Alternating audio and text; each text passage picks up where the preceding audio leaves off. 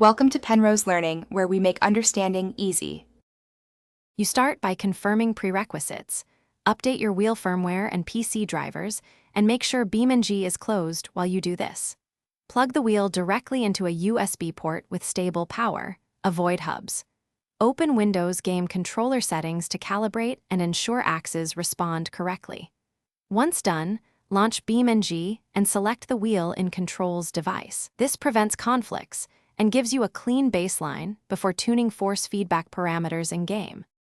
You now adjust BeamNG force feedback settings methodically, lower overall strength to between 25 and 50% so you avoid clipping. Toggle Advanced mode if your wheel supports it. Advanced exposes damper scale, minimum force, and effects mixing. Increase damper and friction influence in small steps while testing with a simple track.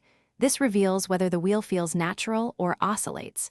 Make a change, drive a few laps, then revise. This iterative approach isolates which parameter creates finish by fine-tuning.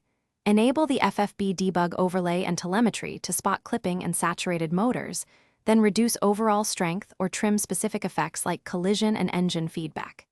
If you see oscillation, raise damping or slightly lower minimum force. That usually cures noisy feedback. Make a backup of working settings. If issues persist, test another game to confirm hardware, reinstall wheel drivers, or swap USB ports. This sequence resolves most force feedback problems quickly and reliably.